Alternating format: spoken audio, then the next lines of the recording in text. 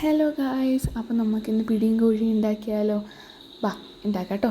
അപ്പോൾ എണ്ണയിലേക്ക് പച്ചമുളകും ഉള്ളിയും കൂടെ അരിഞ്ഞ് നന്നായി മൂപ്പിച്ചെടുക്കുക. മൂപ്പിച്ചതിന് ശേഷം മഞ്ഞൾപ്പൊടി, മുളക് പൊടി, ഗരം മസാല, മല്ലിപ്പൊടി ഇട്ട് നന്നായി മൂത്ത് വന്നതിന് ശേഷം അതിനകത്തേക്ക് കുറച്ച് നമുക്ക് വെള്ളം ഒഴിക്കാം കേട്ടോ. നമുക്ക് ആവശ്യത്തിന് വെള്ളം ഒഴിച്ചാൽ മതി.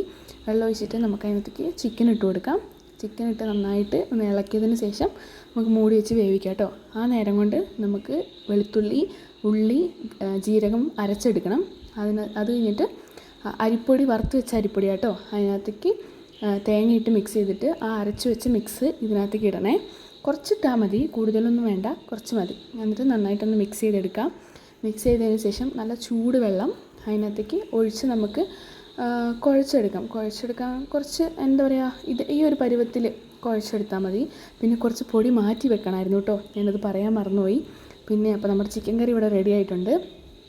അത് കഴിഞ്ഞിട്ട് ഈ മാവില്ലേ, ആ മാവ് വന്നിട്ട് ചെറിയ ചെറിയ ബോൾസാക്കി എടുത്ത് മാറ്റി വെക്കണം കേട്ടോ.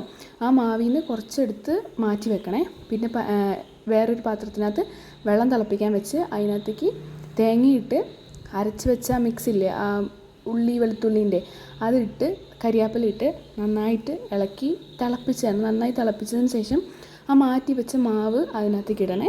പിന്നെ നമ്മൾ ഉരുട്ടി വെച്ച ബോൾസും ഇട്ട് തിളപ്പിച്ച് നന്നായി വേവിച്ചെടുത്താൽ മതി. അപ്പോൾ അത്രേ ഉള്ളൂ. എൻ്റെ വീഡിയോ ഇഷ്ടപ്പെട്ടാൽ ലൈക്ക് ചെയ്യുക, ഷെയർ ചെയ്യുക, സബ്സ്ക്രൈബ് ചെയ്യുക. ടാറ്റാ.